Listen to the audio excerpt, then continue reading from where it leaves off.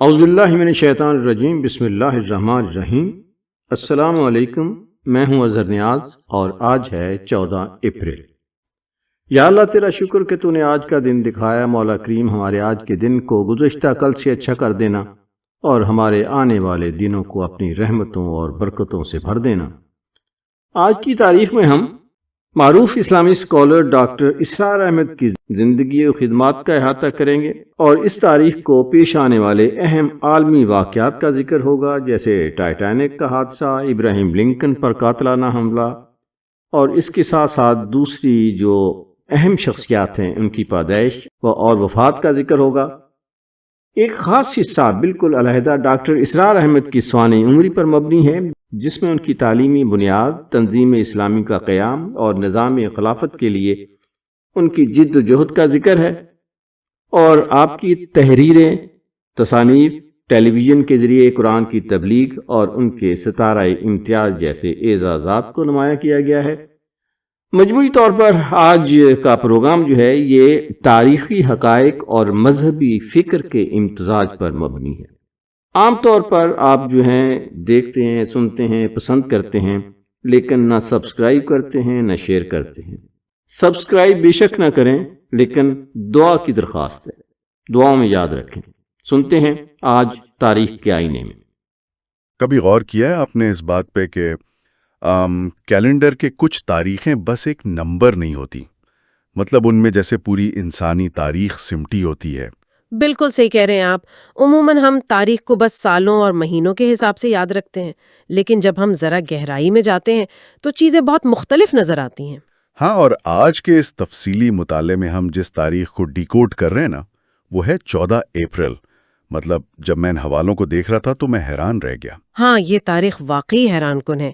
ایک عجیب سا پیٹرن نظر آتا ہے اس میں۔ مطلب آپ دیکھیں، ایک طرف ٹائٹینک کا ڈوبنا، پھر اسی دن انسانی ڈی این اے کی مکمل میپنگ، اور پھر ایک پاکستانی ڈاکٹر کا اچانک اپنا میڈیکل کیریئر چھوڑ کر ایک نظریاتی تحریک شروع کر دینا۔ بظاہر تو یہ سب بالکل الگ الگ دنیا کی باتیں لگتی ہیں نا؟ بالکل، لیکن ان سب کا کنیکشن اسی 14 اپریل سے جڑا ہے۔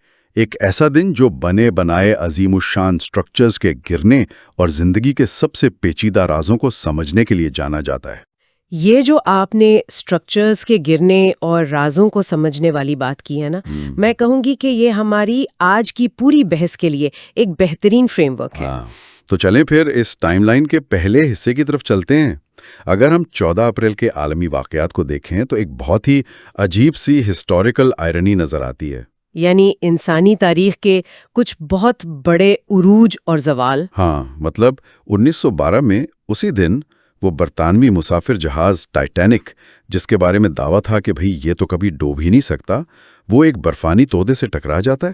ایک ایسا جہاز جو انسانی غرور اور ہماری ٹیکنالوجی پر اندھے اعتماد کی ایک بہت بڑی علامت تھا۔ بالکل، وہ فطرت کے سامنے بالکل بے بس ہو جاتا ہے۔ اور پھر 1865 میں بالکل اسی تاریخ کو امریکی صدر ابراہیم لنکن پر قاتلانہ حملہ ہوتا ہے اور وہ اگلے روز انتقال کر جاتے ہیں۔ یعنی آپ کا مطلب ہے کہ ایک طرف ایک اتنا بڑا فزیکل سٹرکچر کولیپس کر رہا ہے اور دوسری طرف ایک بہت بڑا پولیٹیکل سٹرکچر ہل کر رہ جاتا ہے۔ ایگزیکٹلی، لیکن تصویر کا دوسرا رخ بھی تو ہے نا۔ ہاں، وہ رخ اس سے بھی زیادہ دلچسپ ہے۔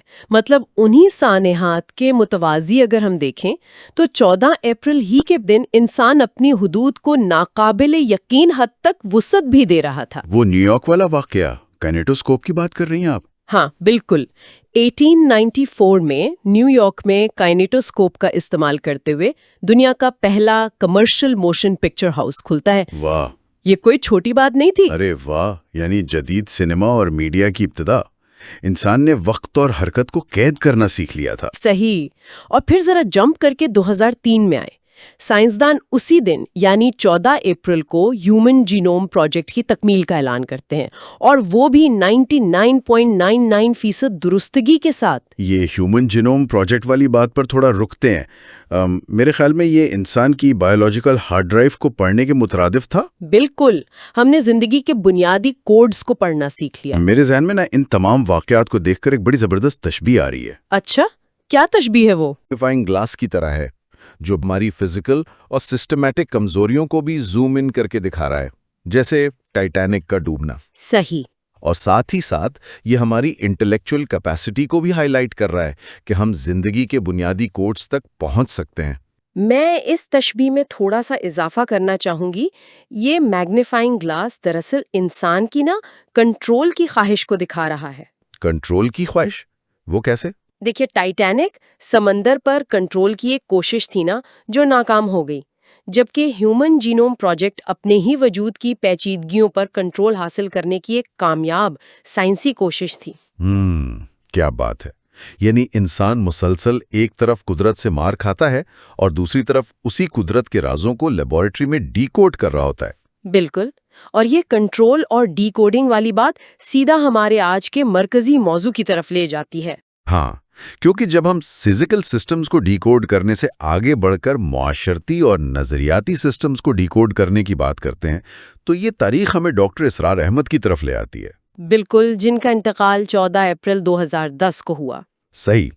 ان کی سوانح حیات کے جو نوٹس ہم نے دیکھے، مطلب ان کی پوری زندگی تضادات اور بہت غیر معمولی فیصلوں سے بھری ہوئی ہے۔ وہ 26 اپریل 1932 کو غیر منقسم ہندوستان کے علاقے حصار میں پیدا ہوئے تھے۔ ہاں، اور پھر وہ سفر شروع ہوتا ہے جس نے انہیں ایک نمایاں اسلامی مفکر بنایا۔ لیکن پتہ ہے جس چیز نے مجھے ان کے پروفائل میں سب سے زیادہ حیران کیا وہ ان کا تعلیمی بیک گراؤنڈ ہے۔ میرا خیال ہے آپ ان کی میڈیکل ایجوکیشن کی بات کر رہے ہیں۔ بالکل، مطلب 1954 میں وہ کنگ ایڈورڈ میڈیکل یونیورسٹی سے باقاعدہ MBBS کرتے ہیں، وہ ایک کوالیفائڈ ڈاکٹر بنتے ہیں۔ اور پھر 1965 میں جامعہ کراچی سے اسلامک سٹڈیز میں ماسٹر کرتے ہیں۔ ہاں، اور پھر 1971 میں وہ اپنی چلتی ہوئی میڈیکل پریکٹس کو مکمل طور پر خیر بات کہہ دیتے ہیں۔ مطلب یہ بات میرے لیے بڑی کنفیوزنگ تھی۔ کنفیوزنگ کس لحاظ سے؟ مطلب ایک شخص جس کا ذہن ایمپیریکل سائنس، فزیکل ثبوتوں اور انسانی ایناٹومی کو پڑھنے کا عادی ہو، وہ اچانک سب کچھ چھوڑ کر تھیولوجی، مذہب اور ایک نظریاتی تحریک کی طرف آ جاتا ہے۔ بظاہر یہ ایک بہت بڑا شفٹ لگتا ہے۔ ہاں نا، ایک کلینکل اور سائنسی فیلڈ سے ایک ایبسٹریکٹ فکری میدان میں جانا بظاہر بہت کاؤنٹر انٹیوٹیو لگتا ہے۔ کوئی اپنا پروفیشنل اور سائنسی کیریئر کیوں چھوڑے گا؟ بظاہر یہ ایک مکمل یو ٹرن لگتا ہے، لیکن اگر ہم اس کے پیچھے موجود میکانزم کو سمجھیں تو یہ ایک بہت لاجیکل ایولیوشن ہے۔ لاجیکل؟ وہ کیسے؟ دیکھیں، میڈیکل سائنس کیا سکھاتی ہے؟ تشخیص یعنی ڈائگنوز کرنا اور پھر علاج کرنا۔ ڈاکٹر اسرار احمد کے کیس میں ہوا یہ کہ ان کا مریض بدل گیا۔ مریض بدل گیا مطلب وہ اب انسانوں کا علاج نہیں کر رہے تھے؟ ابتدائی سالوں میں تو وہ انفرادی انسانوں کے جسمانی امراض کا ہی علاج کر رہے تھے، لیکن جب انہوں نے اپنے ارد گرد کے معاشرے کو آبزرو کیا، خاص طور پر پوسٹ کولونیل پاکستان کی سیاسی اور سماجی حالت کو، تو انہیں کچھ اور ہی نظر آیا۔ جی، انہیں محسوس ہوا کہ اصل بیماری جسمانی نہیں ہے بلکہ نظریاتی اور روحانی ہے۔ اچھا، یعنی انہوں نے میڈیکل اپروچ کو سوسائٹی پر اپلائی کرنا شروع کر دیا۔ ان کے خیال میں معاشرہ ایک بیمار مریض تھا۔ بالکل یہی بات ہے۔ ایک ذہین کلینکل مائنڈ جب دیکھتا ہے کہ فرد کا علاج کرنے سے کچھ نہیں ہوگا اگر پورا معاشرتی سٹرکچر ہی انفیکٹڈ ہے، تو وہ اپنی فیلڈ کو وسیع کر لیتا ہے۔ یہ تو بہت زبردست اینگل ہے۔ اور ویسے ان کے لیے یہ کوئی اچانک پیدا ہونے والا جذبہ نہیں تھا کہ بس ایک دن اٹھے اور کلینک بند کر دیا۔ ہاں، وہ جو ہم نے ماسٹرز کی ڈگری کی بات کی۔ ہاں نا، 1954 میں MBBS کرنے کے بعد 1965 میں اسلامک سٹڈیز میں ماسٹر کرنا اس بات کا ثبوت ہے کہ وہ ایک دہائی سے زائد عرصے تک کراس ٹریننگ کر رہے تھے۔ یعنی وہ میڈیسن اور تھیولوجی کو پیرالل لے کر چل رہے تھے۔ بالکل۔ اور پھر 1971 میں انہیں لگا کہ اب معاشرتی علاج کا وقت آ گیا ہے، تو انہوں نے مکمل طور پر فکری تحریک کو اپنا لیا۔ یہ کلینکل اپروچ والی بات نا ان کے سیاسی فیصلوں کو سمجھنے میں بھی بڑی مدد دیتی ہے۔ ہمارے سورس مٹیریل میں ان کی سیاسی لائف کا جو چیپٹر ہے وہ انتہائی دلچسپ ہے۔ جماعت اسلامی کے حوالے سے؟ ہاں، قیام پاکستان کے بعد وہ مولانا ابو العلا مودودی کی قیادت میں جماعت اسلامی میں شامل ہوتے ہیں، لیکن پھر 1956 یا 57 کے آس پاس وہ جماعت چھوڑ دیتے ہیں۔ اور اس علیحدگی کی وجہ بڑی اہم ہے۔ بالکل، مطلب کوئی ذاتی جھگڑا نہیں تھا، یہ ایک بہت ہی بنیادی پولیٹیکل تھیوری کا اختلاف تھا۔ جماعت اسلامی نے فیصلہ کیا تھا کہ وہ باقاعدہ انتخابی سیاست یعنی الیکشنز میں حصہ لے گی، اور ڈاکٹر اسرار اس کے سخت خلاف تھے۔ اور یہی وہ مقام ہے جہاں میں تھوڑا کنفیوز ہوا کہ بھئی الیکشن لڑنا تو نارمل سی بات ہے۔ یہاں دراصل ہمیں دو چیزوں کا فرق سمجھنا ہوگا۔ ایک ہے پریگمیٹک پالیٹکس یعنی عملی سیاست، اور دوسرا ہے آئیڈیولوجیکل ریولیوشن یعنی نظریاتی انقلاب۔ عملی سیاست کا تو مطلب ہوتا ہے کمپرومائز کرنا، اتحاد بنانا اور سسٹم کے اندر رہ کر کام کرنا۔ بالکل، لیکن اگر آپ کو پورے کا پورا سسٹم ہی بدلنا ہو تو پھر کیا کریں؟ لیکن اگر آپ کو سسٹم میں تبدیلی لانی ہے تو الیکشن جیت کر پاور میں آنا تو سب سے منطقی طریقہ لگتا ہے نا۔ وہ اس راستے کو کیوں رد کر رہے تھے؟ کیونکہ ان کا ڈائگنوس یہ تھا کہ جو موجودہ جمہوری اور انتخابی سسٹم ہے وہ خود اس بیماری کا حصہ ہے۔ مطلب سسٹم ہی انفیکٹڈ ہے۔ جی، اگر آپ ایک ایسے سسٹم کے اندر جا کے الیکشن لڑیں گے جسے آپ نظریاتی طور پر غلط سمجھتے ہیں تو آپ انقلاب نہیں لا سکتے، بلکہ الٹا اسی سسٹم کا حصہ بن کر رہ جائیں گے۔ صحیح۔ ان کا ماننا تھا کہ چھوٹی موٹی ریفارمز لانے سے کچھ نہیں ہوگا، پورے سٹرکچر کو ایک خاص تاریخی ماڈل سے ریپلیس کرنا ہوگا، اور وہ ماڈل خلافت کا ماڈل تھا، جس کے لیے انہوں نے 1975 میں تنظیم اسلامی کی بنیاد رکھی۔ ہاں، لیکن یہاں ان کے نظریے میں ایک اور بہت ہی انوکھی چیز نظر آتی ہے۔ مطلب عام طور پر جب ہم خلافت کی بات سنتے ہیں تو ذہن فوراً مڈل ایسٹ یا عرب دنیا کی طرف جاتا ہے نا۔ بالکل ایسا ہی ہے۔ لیکن ڈاکٹر اسرار کا ماننا تھا کہ اس نئے نظام کی بنیاد عرب سرزمین پر نہیں بلکہ پاکستان میں رکھی جائے گی۔ مطلب جیو پولیٹکس کا یہ زاویہ بہت مختلف ہے۔ اس زاویے کی جڑیں دراصل پاکستان کے قیام کے جواز میں چھپی ہیں۔ وہ پاکستان کو محض ایک خطۂ زمین نہیں سمجھتے تھے، ایک لیبارٹری سمجھتے تھے۔ جی بالکل، ایک ایسی لیبارٹری جو ایک خاص نظریے کے تحت حاصل کی گئی تھی۔ ان کا نقطۂ نظر یہ تھا کہ چونکہ عرب دنیا اس وقت قوم پرستی اور بادشاہتوں میں الجھی ہوئی ہے، اس لیے وہ کسی بڑے انقلاب کی قیادت نہیں کر سکتی۔ یعنی ان کے نزدیک پاکستان کا پوٹینشل یہ تھا کہ وہ کسی نسلی یا لسانی بنیاد پر نہیں بنا تھا۔ ہاں، ایک نظریے پر بنا تھا، اس لیے اگلی بڑی فکری تبدیلی کا مرکز بھی اسے ہی بننا چاہیے۔ تو ایک طرف ان کا یہ انتہائی کلاسک اور ٹریڈیشنل سیاسی ماڈل ہے، لیکن دوسری طرف اس پیغام کو پھیلانے کے لیے وہ جو ٹولز استعمال کرتے ہیں وہ انتہائی جدید ہیں۔ آپ میڈیا اور ٹیلی ویژن کے استعمال کی بات کر رہے ہیں؟ بالکل، اور یہاں سے ان کی زندگی کے اس چیپٹر کا آغاز ہوتا ہے جس نے انہیں پبلک میں سب سے زیادہ پاپولر کیا۔ ضیاء الحق کے دور میں پی ٹی وی پر ان کے پروگرامز۔ ضیاء الحق کا دور ایک ایسا وقت تھا جب ریاستی سطح پر اسلامائزیشن کی پالیسیاں نافذ کی جا رہی تھیں۔ پی ٹی وی ان کے لیے ایک میگا فون بن گیا جس کی آواز ملک کے ہر کونے میں جاتی تھی۔ جی ہاں، وہ پہلے مذہبی اسکالر بنے جو کیمرے کے سامنے لائیو آڈینس کے ساتھ بیٹھ کر باقاعدہ قرآنی تعلیمات پر لیکچر دیتے تھے۔ اور ان پروگرامز کا اثر اتنا گہرا تھا کہ حوالوں میں واضح طور پر ذکر ہے کہ انہوں نے سرکاری ٹی وی پر خواتین کے مغربی لباس کو ختم کرانے اور ٹی وی پر حجاب کو لازمی قرار دلوانے میں بڑا کلیدی کردار ادا کیا۔ اور اسی وجہ سے 1981 میں انہیں ستارہ امتیاز بھی دیا گیا۔ یہاں تک تو سب کچھ ان کی مرضی کے مطابق جا رہا تھا، لیکن پھر ایک موڑ آتا ہے جس نے پوری سچویشن کو پلٹ کر رکھ دیا۔ ہاں، وہ کرکٹ والا مسئلہ۔ ہاں، انہوں نے مطالبہ کیا کہ بھائی ٹی وی پر کرکٹ میچز کی نشریات پر پابندی لگائی جائے، اور اس مطالبے پر انہیں زبردست سینسرشپ کا سامنا کرنا پڑا، کیونکہ ریاست ایک حد تک تو ساتھ چل سکتی تھی، لیکن کرکٹ جیسی تفریح پر پابندی لگانا خود ریاست کے لیے بھی ممکن نہیں تھا۔ تو جب ان کا مطالبہ نہیں مانا گیا تو انہوں نے احتجاجاً ٹی وی پروگرام کرنے سے انکار کر دیا۔ مطلب یہ پوری سچویشن مجھے ایک بہت بڑے پیراڈاکس کی طرح لگتی ہے، ایک تضاد۔ بالکل۔ مطلب آپ دیکھیں، ٹیلی ویژن 20ویں صدی کی سب سے طاقتور ایجاد ہے۔ آپ اس ماڈرن میڈیم کو استعمال تو کرنا چاہتے ہیں، لیکن اسی میڈیم کے ساتھ جڑے ہوئے کلچرل ایلیمنٹس جیسے کرکٹ یا مخصوص لباس پر آپ اتنے خفا ہو جاتے ہیں کہ پلیٹ فارم ہی چھوڑ دیتے ہیں۔ یہ بڑی گہری بات کی آپ۔ یہ بیسنے کی بات ہے۔ تو جدید ٹیکنالوجی کے ساتھ یہ کیسا رشتہ ہے؟ کیا ہم ٹیکنالوجی کو اس کے کلچرل امپیکٹ سے الگ کر سکتے ہیں؟ یہ سوال دراصل کمیونیکیشن تھیوری کی ایک بہت پرانی بحث کو چھیڑتا ہے۔ مارشل میک لوہن کا ایک مشہور قول ہے، میڈیم از دا میسج۔ مطلب میڈیم خود ہی پیغام ہے۔ جی، ڈاکٹر اسرار احمد جدید ٹیکنالوجی کو بالکل نیوٹرل سمجھتے تھے۔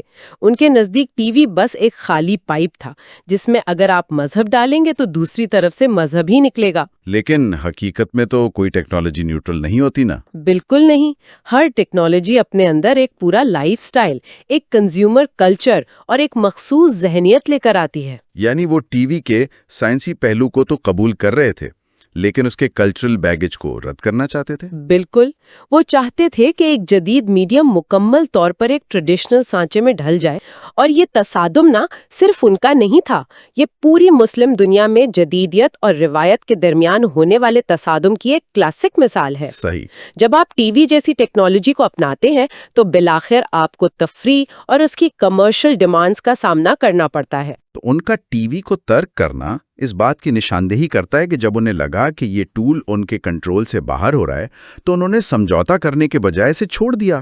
ہاں، لیکن ٹی وی چھوڑنے کے بعد بھی ان کا کام نہیں رکا۔ انہوں نے 60 سے زائد کتابیں لکھیں اور ان کے پیروکاروں کا حلقہ بڑھتا رہا۔ اور پھر 2002 میں صحت کی خرابی کی وجہ سے وہ تنظیم کی عمارت سے دستبردار ہو گئے اور ان کے بیٹے حافظ عاکف سعید نے یہ ذمہ داری سنبھالی۔ بالکل۔ تو اگر ہم آج کی اس پوری گفتگو کے دھاگوں کو سمیٹیں جو 14 اپریل سے نکلتے ہیں تو ایک بہت ہی واضح پیٹرن بنتا ہے۔ یعنی انسانی تاریخ کوئی سیدھی لکیر نہیں ہے۔ ہاں، ایک طرف ٹائٹینک کا ڈوبنا اور صدر لنکن کا قتل ہمیں یاد دلاتے ہیں کہ ہمارے بنائے ہوئے مادی اور سیاسی سٹرکچرز کتنے غیر محفوظ ہیں۔ ہم جتنا مرضی کنٹرول کا دعویٰ کر لیں، سسٹم فیل ہو سکتے ہیں۔ اور دوسری طرف اسی دن کائنیٹوسکوپ سے لے کر ہیومن جینوم پروجیکٹ تک کے سنگ میل ہمیں بتاتے ہیں کہ انسانی ذہن کی حدود کیا کچھ ڈیکوڈ کر سکتی ہیں۔ اور جب ہم اس عالمی تناظر سے نکل کر ڈاکٹر اسرار احمد کی زندگی کو دیکھتے ہیں تو وہ بھی ایک ایسے ہی سفر کی کہانی لگتی ہے۔